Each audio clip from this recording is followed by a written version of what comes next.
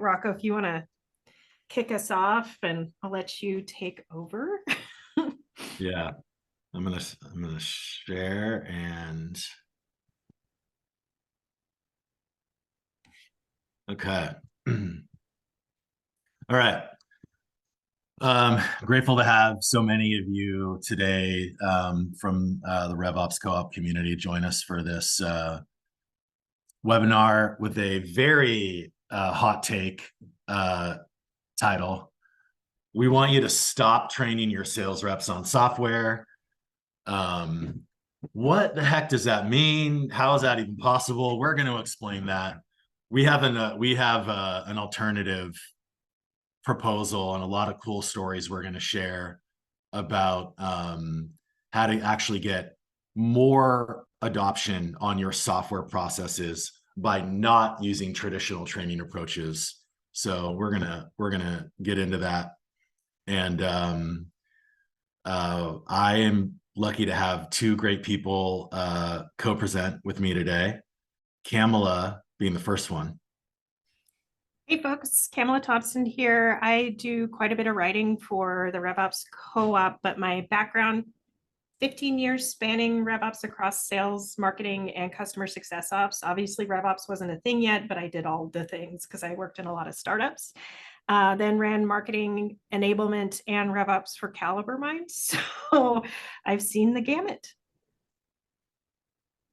Yeah, that's awesome.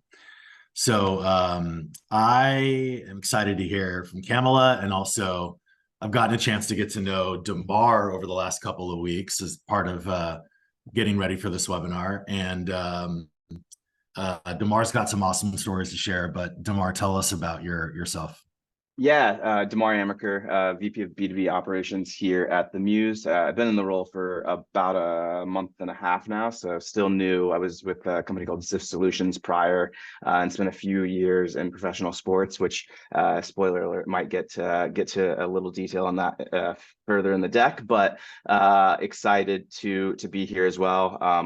I've like Kamala, grown up in the sort of pre-RevOps, sales ops, marketing ops, CS ops world. So have plenty of war stories to share on this topic, specifically regarding training stubborn salespeople and getting the most out of their inputs into oftentimes very convoluted processes. So looking forward to the conversation today. Yeah. When I have the chat open, because I'm excited to follow the chat as we go, and I want to encourage all of you to, we're going to try to answer questions throughout the conversation. So if you have a question, drop it in the chat. And if we don't get to it, we definitely will have time at the end, but we'll try to get it in real time. Do you all see this chat box over my slides, or I'm the only one that sees that? You're the only one. Perfect. So then it's not obstructing your view. So I'm Rocco Saboth. I am with a company called Tango. I've been with Tango for about a year and a half. And I do need to apologize. My current job is as the head of product marketing. And really, to do that job at Tango in the last year and a half, I've had to become an expert on how operations, training, and enablement professionals teach people how to use and adopt software processes. But I'm very qualified for this conversation, not in the way that you think. Because I'm a former sales rep and a former VP of sales and a former VP of marketing, it doesn't mean I know anything. It means I'm the problem. I'm the villain in this story, right? I'm the sales rep who refused to use the CRM, and the VP of sales and marketing who couldn't run any of the reports and complained when the data wasn't accurate. And so that makes me qualified to lead this discussion. So forgive me in advance. And as Damar mentioned, he's got a pretty cool story to share about something that's pretty timely. Yeah, so you can see the photo there. It doesn't look a lot like me today, but that, believe it or not, is me with that purple box around about 11 years ago when I worked in professional baseball for the Arizona Diamondbacks.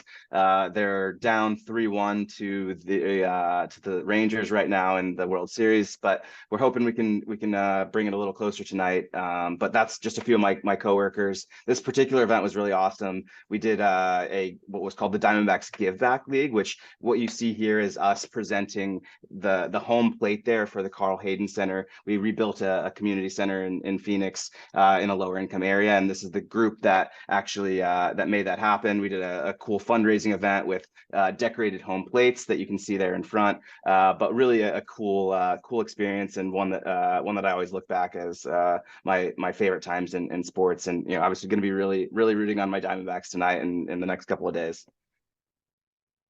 Yeah, I was really happy that they came back and made it a game last night, but we've got a little bit of work to do, D-backs. Okay, so like, why does anyone even care about this topic? I found that it's something that a lot of operations and enablement people care about, because it just absolutely affects everyone in the organization. It deeply affects you, and we're going to talk about that first. Software process adoption and like the processes we try to get our reps to use deeply affects the entire sales team. And there's an element that deeply affects the board and the CEO and the executives. And so we're actually gonna touch on all three of those stakeholder groups as we go. I want to start and put things into context by talking about what I think is an existential crisis in RevOps. RevOps is, congratulations, it's the fastest growing profession in America. You have all seen that. And yet we have this real existential crisis. If you don't know Chris Walker, the founder of Refine Labs, he's an incredible follow on LinkedIn, and you should check him out. But earlier this year, he posted this really smart post that I think really summarizes this existential crisis that we deal with in revenue operations and sales enablement. This is the first half of the post, where he talks about things that the executive team actually want from RevOps. And he talks about all these strategic, highly impactful things that you want to do, right? Planning, analyzing revenue program effectiveness, aligning sales and marketing teams together, or giving insight so we can make great decisions. And the next slide is the second part of his post, and I bet you can guess what it is. The post goes on to say, unfortunately, these things are what we usually get from RevOps Pros. So I'm not going to read them all, but it's just a bunch of really tactical, in the weeds, not strategic, debatably impactful things. And this is really what some RevOps pros told me when I was getting ready for this webinar is the biggest pain that they feel on a daily basis when they think about their job. Camel, I see you're coming off mute, so I can tell you've got something to say about this. Yeah, the feistiness is just, I could feel it boiling. Like, my comment is, whose fault is that? I feel like, especially in early stage startups, I would get this comment from the CFO and the CEO all the time that they wanted fields to be required in Salesforce on the opportunity object because they needed to understand more about the product and all of these other things in order to adapt. And every time I pushed back and said, you guys have too many validations, too many required fields, they'd say, well, what are we paying sales their salary for? So there's this constant randomization. There was a different initiative every other day. And if you have upper management consistently inserting themselves, there's no chance to step back and build a strategic plan and make more of an impact. It's so frustrating. Yeah.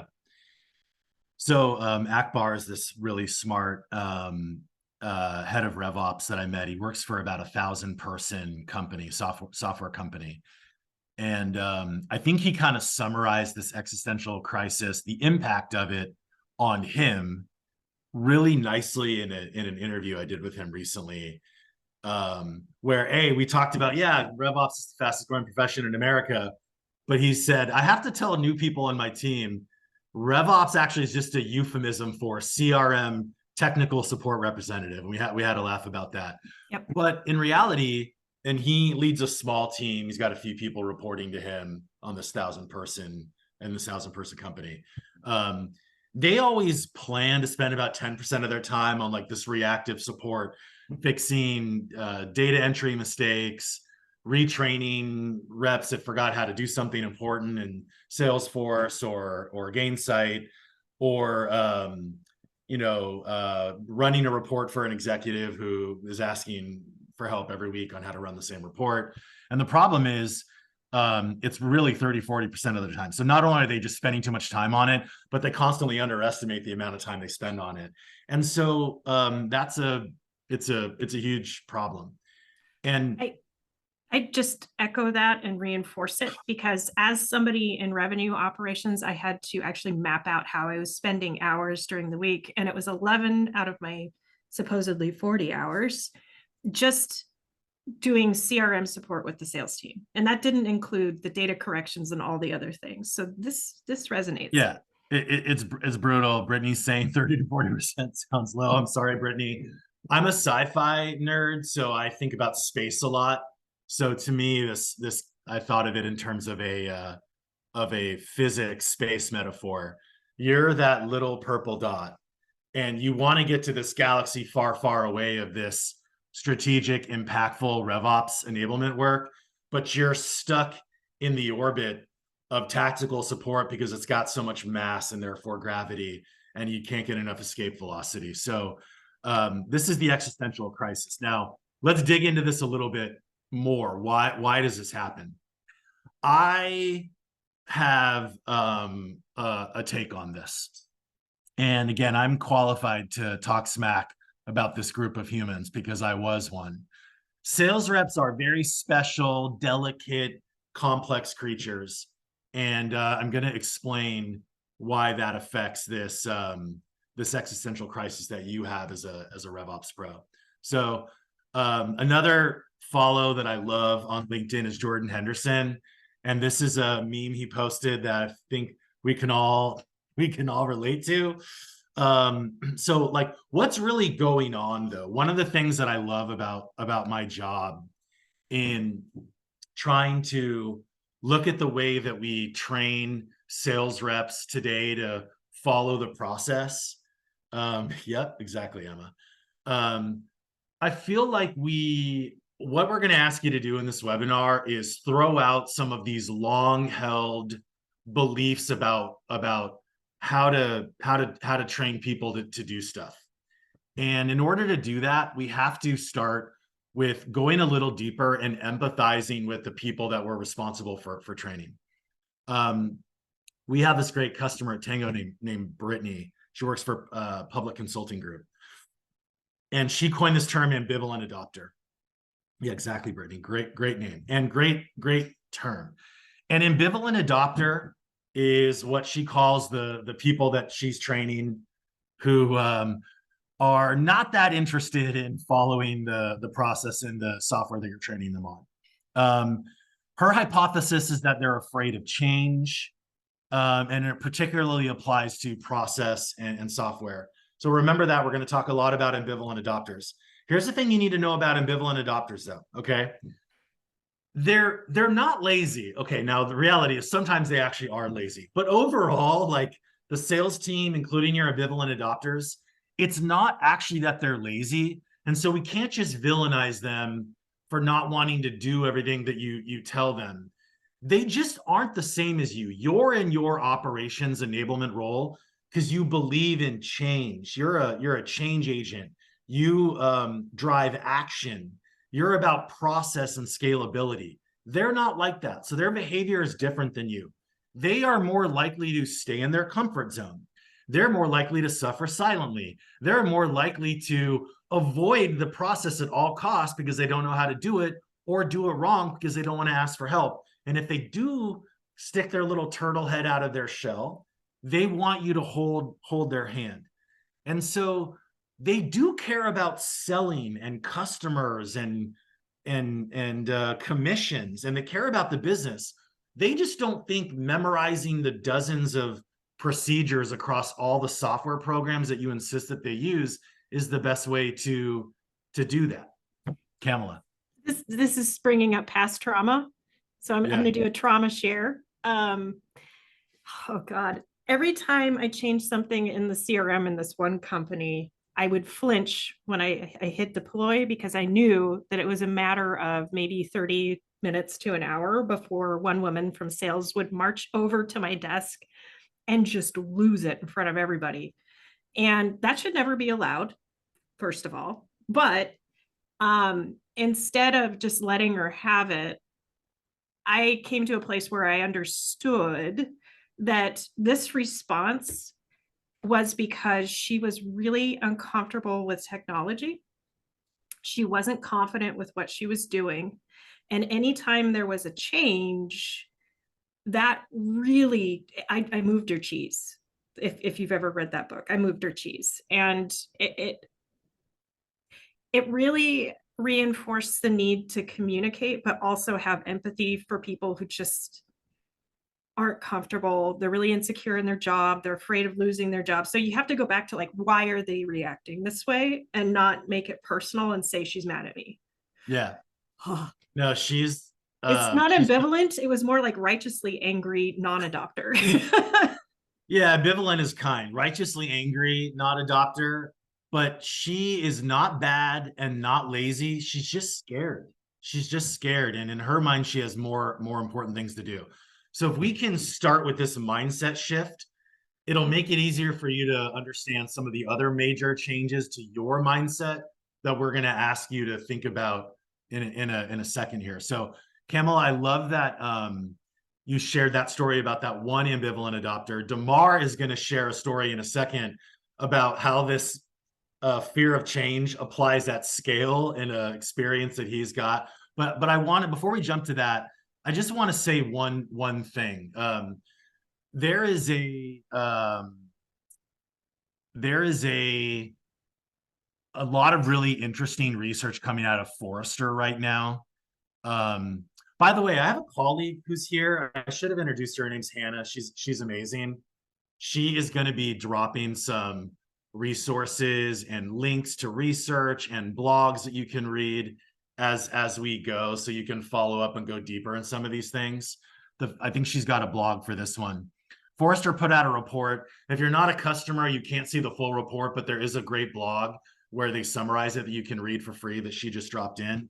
And you may intuitively have understood this, but they have finally proven it, that you buy these tools and give them / force them on your sales team because you believe they're going to get some additional productivity or performance enhancement by doing it. And in reality, it actually reduces their productivity. So we are doing the exact opposite of what we want to do. And the report is entitled, "Is your tech stack confusing your sellers?" And the TLDR is, the answer is yes, your tech stack is confusing your sellers. And again, it's not because they're not lazy, they're bad or lazy. A lot of them are even tech savvy. So why would a tech savvy person be confused by your stack? It's because you're asking them to memorize dozens of procedures across 5, 10, 25 software programs just to do their job. And they would rather do those other things like learn how to sell better, learn customers. And so Damar has this really real, really funny, painful story that he's going through right now, actually, that he's going to share, that I have entitled "A Tale of Two Salesforce Instances." Yeah. Do you want? Yeah. So this is my reality right now. So when the Muse acquired Fairy Godboss actually last October, they maintained 2 Salesforce instances for as long as they possibly could without without rocking the boat too much, because there was a sales team over here doing one thing and a sales team over here doing the other, and there was no need to really change anything until it was necessary. So what was the point in time that required change? And that was the Salesforce renewal on the Fairy Godboss side. So to avoid having to pay subscription costs for 2 Salesforce instances ongoing, the thought was, let's just merge these 2 instances of Salesforce into one singular instance. And this actually happened over a weekend. So before I got here, we worked with a third-party consultant. They advised against doing it over the weekend, but we were in cost-saving mode. I say we, it was actually my predecessors. They were in cost-saving mode, and we're really forced with, let's do this over the weekend. Let's just put all the record fields for opportunity data, for account data, for contacts from both systems into one page layout, and just make all of the data live on, but without any thoughtfulness into, this field should come from this this system, this field should come from this system. And it was like, I see in the chat, it was a monster of a merge. So everything from here is basically retraining our sales team on a unified process so that fields make sense. We have a semblance of a pipeline. I'll share this. It was so bad that when we migrated our Salesforce stages, we had a set of Salesforce stages on one side and a set of Salesforce stages on the other. And instead of saying, oh, this looks like this sales stage and this looks like this sales stage, they just became one singular sales process with 10 sales stages across the top, but no funnel, no semblance of, this is this stage and this aligns with this stage. So it was really just a huge mess of no understanding of customers on both instances, sales pipeline on both instances. It was very much a tale for the ages. But what we've done is basically torn back the layers of what do we actually want to get done here, and started to standardize around a singular process that the salespeople can follow. And we're actually rolling out a new way of unifying this group.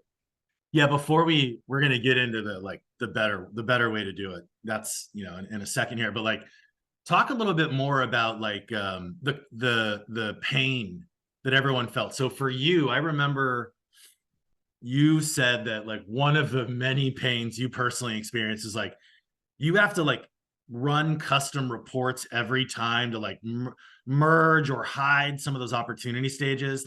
Talk about your pain, the pain the sales managers feel as a result of this. You talked about the board, and then obviously the sales reps. Yeah, I mean, I think it ultimately always starts with the top, right? They ask a question, and I think Jordan Henderson has a post about this as well. But the worst fear in a RevOps professional's mind is a question that they can't answer because the data doesn't exist to answer that, or the data isn't clean enough, right, to have them be able to answer that question effectively. So if it starts with a question from the board or from the C-suite, it then obviously becomes the responsibility of the sales managers to get their reps in line to follow a process that ultimately allows the leadership team to garner a story from the data inputs that are at that end user level. So like you said, from the top down, it's been a huge lift for them to even get to a place where they can trust the data again, because the data was so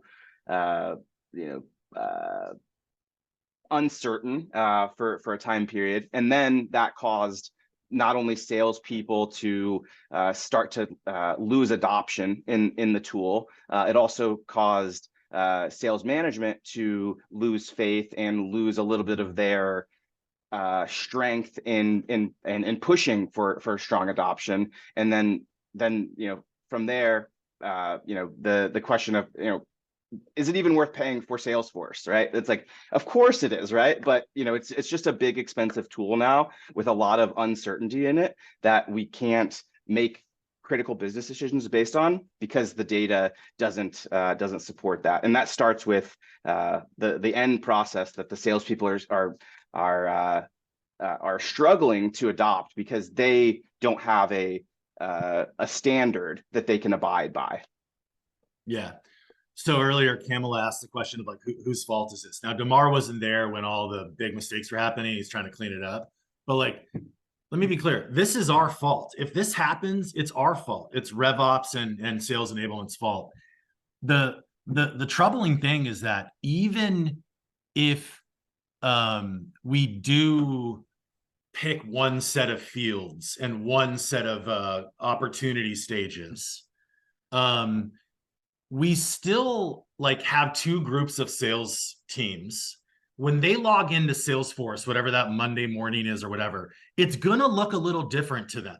Okay, so even if you did do the work on the process, if you don't do the work on the training and enablement, they're still gonna be scared. They're still gonna avoid or not log in, and then that negative spiral of effects of the data, you know, garbage in, garbage out. We can't trust the data. That still happens, and so, gosh, thanks for sharing that. And Damar is going to talk a little bit more about like some of the ways he's solving this. But I want to jump into like some of the big ideas about if you're. I can tell there's a lot of people in here that are like feeling the pain of this. So let's talk about kind of what we think the solution is. So we are going to ask you to challenge some of these closely held beliefs, these supposed best practices that everyone just accepts about how you're supposed to deal with that situation where you have a sales rep or a sales team and you have this process they need to follow in the software. And if they don't, bad things happen, right? You spend too much time supporting them. You can't trust the data. You can't make good decisions. And we have a bunch of new ideas, and we call these new ideas real-time enablement. So real-time enablement in comparison to what we call traditional training. We are preaching over here, yeah. So what is like traditional training? I think that we're setting our sales reps up for failure. Let me walk you through a story and tell me if this sounds familiar. Okay. So first of all, when we have a new software procedure or a new tool or a new rep who's hiring, we ask them to sit down and do training often when it's convenient for us, not when it's convenient for them, right? So imagine like days or weeks before you are going to close your first deal and convert an opportunity to close one, we sit down with a bunch of slides or videos and show you how that works, and then expect you to memorize that and recall it perfectly from your memory days or weeks, or if you're a large enterprise rep, months later when you actually need to do the thing. Often we ask you to do that in a long meeting, a long, boring meeting with a lot of PowerPoint slides.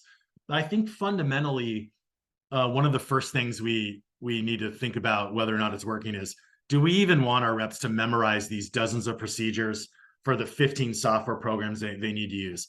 I believe we don't want them to do that, and we're setting them up for failure. So if you're like, well, if they don't memorize the procedures, how do they do their job? We'll get to that in a second. Now, inevitably, when they don't memorize the procedures, what do we ask them to do? We supposedly have created a single source of truth, right? Maybe we have Confluence or Notion or Google Drive or SharePoint, where there's videos and documentation they can read later. So if they weren't paying attention to your PowerPoint slide in the meeting and they didn't memorize the dozens or hundreds of procedures, you just say, oh, just go to the knowledge base and everything you need to know is there.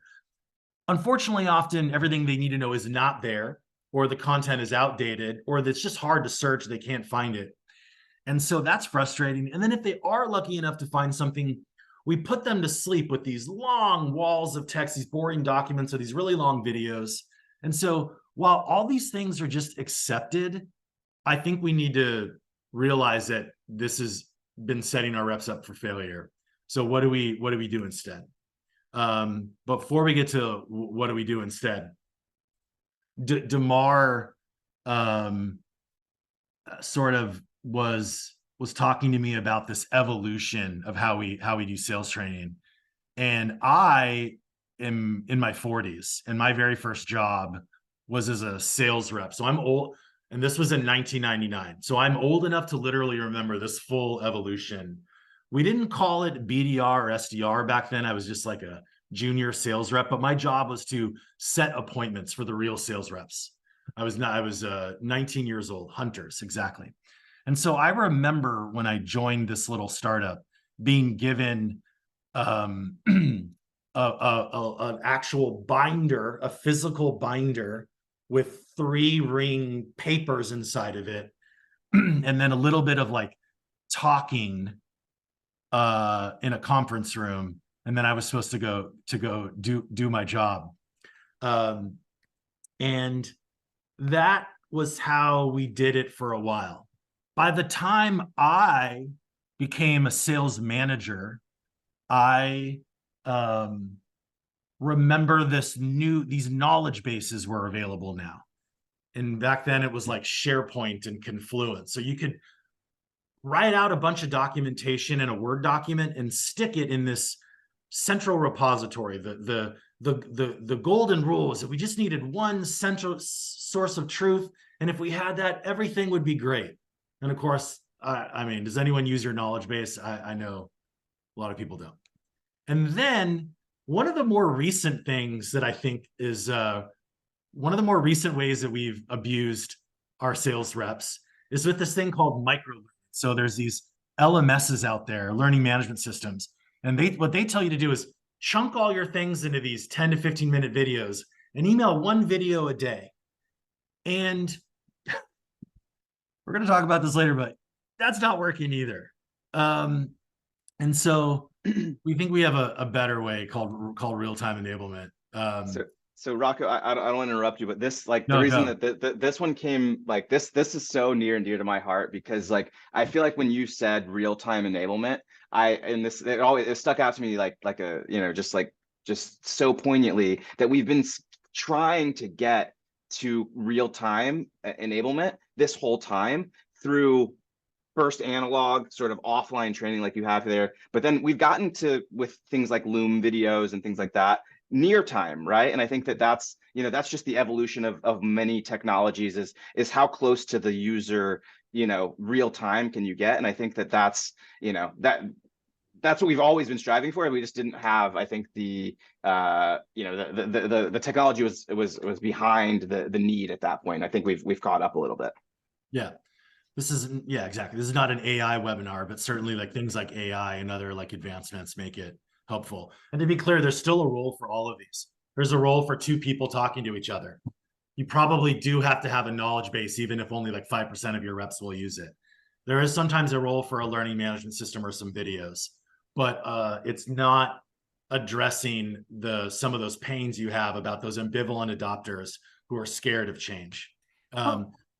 I don't know, like, one of the things that really gets me with any of these methods, though, is a lack of understanding of what's in it for them and communicating that up front. And that's something I've always had to really pound into my enablement team's head, is you really need to dig in. Why does this matter to them? Is there some compelling reason they should do this? And if there's not, don't train on it. Don't make the video. Like, if they don't really need to know this, if it doesn't save them half the time on the approval process, they don't care. So I think that's still something that we need to work on. And one of my pet peeves with most training out there, I think. Yeah, that's basically the why. Why are we doing this? I'm going to come back to that in 1 second. So Peter's another great LinkedIn follow. Basically he says, don't pull your sales reps away from selling, right? Especially not if you're doing it when it's convenient for you. And he basically, he talks about contextually driven learning is more effective, more stickier, and more polite. I love that he says polite. I don't think he's British, but that feels like it would be a very British way to describe what he's saying. And actually, there's this really incredible revenue operations leader named Leah that I know in New York, and she kind of goes a step further than don't pull your reps away from selling or non-selling activities. She says point blank, do not train your reps on software, only train them on selling. So what does that mean exactly though? All right, here's what it means. All right.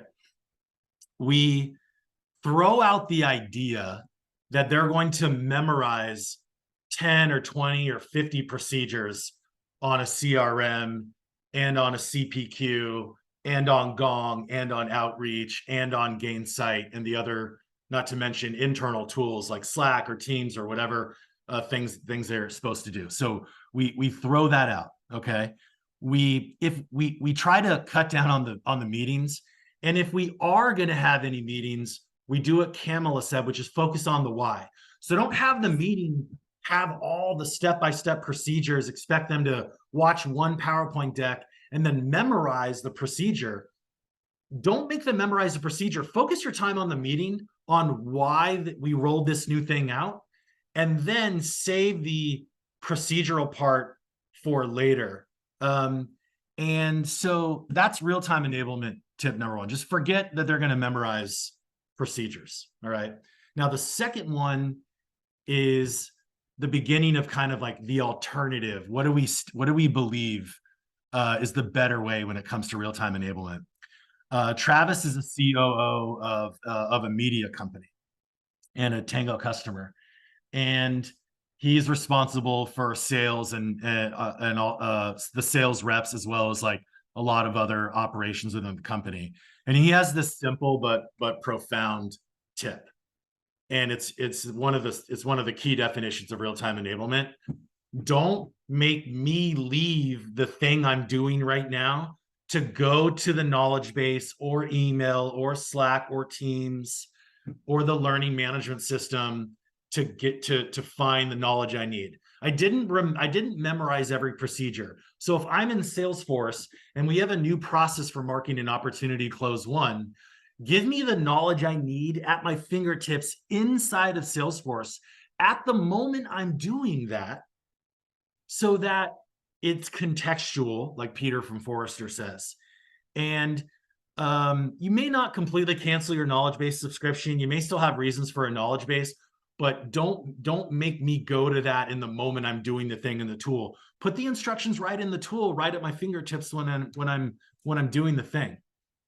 And the third real-time enablement tip is from this really smart sales and marketing operations manager named Nick. He's a Tango customer.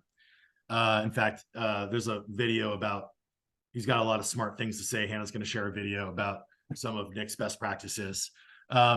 He came up with this concept of minimum viable context. And I love this. It's basically the idea that we sometimes, so like Kamala said, we want to give them the context of the why. Why did we roll out this new procedure? But there's a time and place to give them the context, and there's a time and place to just literally tell them what to do, right? And when you're in the middle of trying to figure out how to close one-year deal from an opportunity to a close one in Salesforce, that's not the time to tell them the benefit and the theory and the why. That is the time to just literally give them the clicks and the steps they need so they can like move on with their life. And so Nick makes the point. He's a good LinkedIn follow too, by the way. He wrote this really funny thing on LinkedIn about, if you send me a wall of text, there's zero chance I'm reading it. I'm the same. I think there's actually another interesting thing we need to talk about though, which is Damar talked about Loom. In 2020, 2021, when a lot of us that were in the office were thrust to working from home, video became very popular, and Zoom and Loom became very popular. And a lot of us kind of inherently understood that if we write out this long documentation, our people may not read it. So you know what we're going to do instead? We're going to send them these videos, right? Unfortunately, and we have some proprietary research on this that Hannah's going to drop in the chat, we found that a lot of your sales reps dislike the video just as much. They don't want to watch a 10-minute video. It's boring. It takes too much time. your video editing skills are not as great as you think they are. And maybe the most important thing is if they're stuck in a specific place, they don't want to watch 11 minutes of your video to get to the step they're stuck on. And so I think that's a critical part of real-time enablement is make sure that the moment when I need to do the thing, you don't burden me with too much context. And then so I want to show you an example of that. Obviously, I work at Tango. We not only feel strongly about real-time enablement, but we make a product that helps with that. I just want to let you visualize what real-time enablement can look like in the context of like your rep trying to do a procedure.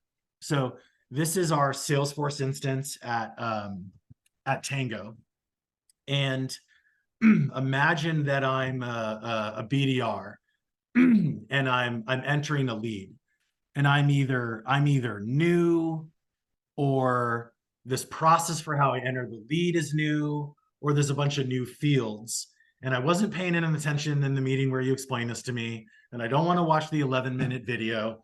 I'm just here in Salesforce. I click on new lead. Couple things can happen that we would consider real-time enablement. So we would open a step-by-step guide right in the browser, right next to their Salesforce page that they're doing. And so if they need to refer to any material, it's right there in Salesforce, right? And that's what we mean by embed the instructions where they work. And then we want to give them minimum viable context. We want to make it as brainless as possible. This is an example of how that Tango, that guide that you made in Tango actually literally highlights the fields on the screen where they need to click or fill and tells them what they need to do. So it's totally brainless. And so there's multiple ways you can accomplish real-time enablement, but this is an example of what real-time enablement looks like inside of Tango. Embed the instructions in the tool where they work and make it brainless by just highlighting right on the screen what they need to do. I think you've covered so nicely the cost on selling that this going out of the system to get help, trying to go through knowledge base, all of that. But let's talk for a second about the cost on RevOps when you don't have things in the system that your sales team is using. The alternative is often Slack or Teams, and then context switching for the RevOps team who has to go find the asset or jump on a screen share or whatever. And there's so many people, I think, in the audience right now that experience that path, that context switching. And context switching is such a time suck. It's like 20 minutes mentally to get back to the thing you were doing before somebody said, hey, I can't do this thing. So I think you can't overstate the importance of removing this randomization that happens all day, every day for a RevOps team. Yeah. Context switching kills everybody, right? It kills the rep, it kills you. It is the reason why the gravity of the tactical support pulls you away from that more impactful work you could be doing and that they could be doing. You want to be enabling the team and they want to be selling. So I had to work in my own revenue operations lead at Tango. He's really smart. His name is Joe. And Joe really cares about not just doing the thing, but measuring the effectiveness of the thing.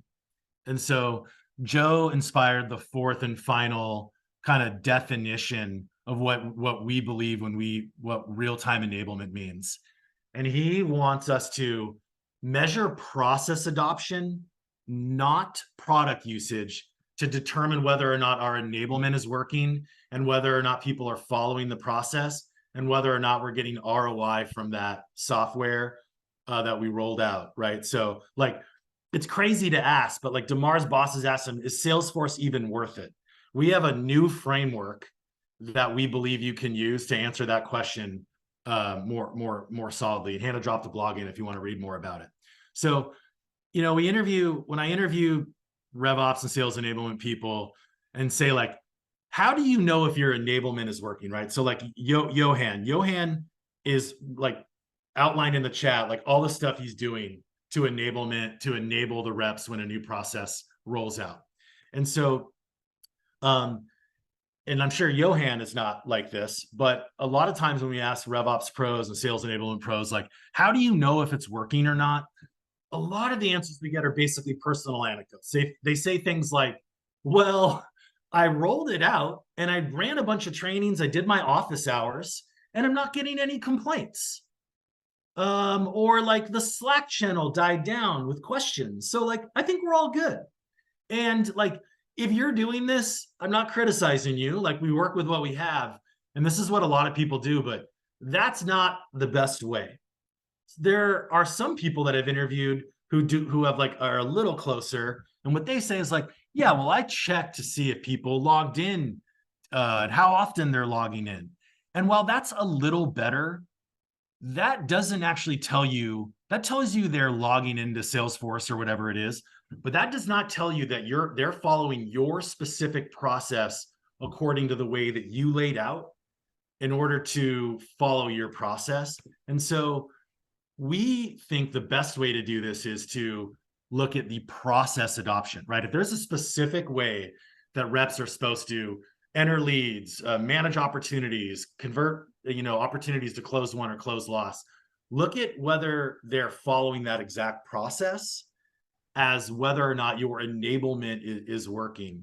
And I want to give you an example that ties back to something we talked about at the beginning. So the fifth person I think that I've recommended that you should follow on LinkedIn is a guy that works for Chris at Refine Labs. His name is Cassidy. And his whole job is talking to RevOps pros and CROs. And it's kind of shocking. He says that the number one issue he hears that's holding back sales and marketing teams from growing revenue is that our CRM data is a mess. There's a much more to his post, but he goes on to explain that when your CRM data is a mess, you have no idea what leads are the good leads, how many touches you have, how long your sales cycles are, what your pipeline or your forecast is. So of course, you can't make good decisions. And so how can we apply this like process adoption, not product usage idea to solve this problem? Here's the simple idea behind it. Process adoption is the best leading indicator for solving that business problem that you want, right? Like if you want to make better decisions about hiring, where to invest your marketing budget, where to do sales training and coaching, it all leads back to that manual data entry that your reps have to do. At a certain point, there's no amount of automation and data integration tools that can remove the need for your reps at certain stages in the sales cycle to input data about the customer that leads to your reports. And so if they are entering data manually incorrectly at certain key stages, like when they're entering leads or entering opportunities, you're going to have a garbage in, garbage out scenario. If they enter it correctly, then the correct manual data entry leads to the correct reports, which leads to better decisions. And so how do we make sure that those reports are accurate so we can make great decisions? We have to make sure they're 100% correctly following the process of entering the lead, converting the opportunity, converting the deal from close won or close lost. And that is why just looking at them if they're logging in doesn't tell you if they're following that process correctly. And that's why we believe process adoption is a way to measure the success or failure of your process enablement. So and again, Rocco, just really quickly, we Yeah. had this one question in the audience. How do you regain trust in data once it's lost? And I think the screen you just had up.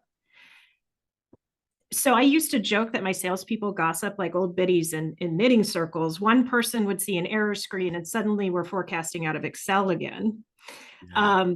Actually checking in, talking to people. And then I would meet with the sales leaders really often and say, what rumors are you hearing? Because the quicker you can get in front of it goes beyond logging in. It goes beyond even if some of the people are following a process, it's figuring out like, what are the rumors? What are they telling each other? How can we get in front of that and fix it? And then how can we consistently display data in a way that shows, hey, our past results, they haven't changed. They're still the same that they were. That data's right. like how do you build that confidence again? So I think you're touching on that, but we could probably build on it a little bit more. Yeah, that's so one concept around building confidence is like the reports are invalid and we don't trust the data. What are you as the RevOps person going to do about it? And in the past, the way you would have to answer that question is, well, I'm going to run another training, or I'm going to send a reminder in Slack or Teams about what they should do, or I'm going to create a policing dashboard, and I'm going to tattle on people who haven't logged into the knowledge base recently or who were late for the training session. There's maybe a place for some of those things, but a better way is to look at the process you created, the how-to guide you created for getting them to fill in the lead correctly, the opportunity correctly, the convert the close one deal, and look and see if people are following it, right? Maybe you created a bad how-to guide. Maybe your process is confusing. Let's first take responsibility for maybe how we can improve. And then if you see that the team maybe is getting stuck on a certain step of a process, you know you can troubleshoot that. If you see that individual people are getting stuck, you can go coach them one-on-one. So do you want your executives to trust and rebuild their trust in your data? You showing them a report like this is an example from a Tango dashboard, right? But you showing them a report like this of process adoption will show them that you're troubleshooting and working the issue in a more actionable way to help them start to believe that if people are completing the process that's leading to the data, that as they complete the process, the data quality goes up, report accuracy goes up, and the decisions we make become more insightful. And maybe that'll help rebuild the trust. It's so much more powerful than just running more reports or trying to police things, because you're showing in revenue operations that you're a partner to sales. You're invested in seeing what doesn't work for them, and you're invested in fixing it. It totally changes your relationship with them.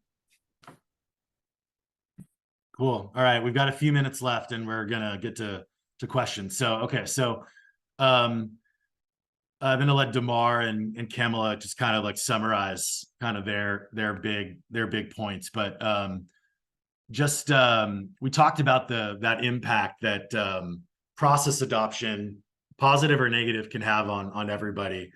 We think if we adopt this idea of real-time enablement, where we change our expectations and don't think reps are going to memorize dozens of procedures, where we believe in minimum viable context, we put the instructions in the tool where they're working so they don't have to context switch, and we think of process adoption as the way we know if we're on the right track or not versus product usage, you'll get all your time, you'll get some of your time freed up to work on important things. Your reps will spend more time selling, and they'll have more mental energy left over to learn how to sell and learn about your product, and less dedicated to those software procedures. And you'll be able to provide a lot more clarity on what's working and what's not working to your exec stakeholders. So I want to give a minute to Damar and Kamala each, just kind of summarize your best advice for this. If people are going through some of those tricky situations that you guys talked about earlier in the webinar. Yeah, I can kind of, I guess, start this. So for me, the constant struggle is, those things that we do that are tedious and, kind of sometimes feel menial, right? We're not doing them because they don't need to be done, right? And they're being done because they serve a means to an end, so that when you do a report, you don't have to do a bunch of fixing and massaging of the data, or when you build that report, you don't have to add the filters or whatever that catch those edge case data things that that may be messing up your your report details. So for me, it's it's obviously, it's not deprioritizing or taking an importance away from that data, and that quality and that process being correct, and the time spent, it's not, I don't think it's discounting the time spent there. It's freeing up that time, right? And giving it back to you so that you can, you do get the best of both worlds whenever you have, the data in a place that it's, that keeps you, having peace of mind, but also not feeling like you're you're pushing the salesperson, or dragging the salesperson with you, you know, through all of that pain. So I think that, you know, you're never going to get away from, I think, that 30-40% of what's important, because, you know, it is valuable to have that data in a place that's important for you.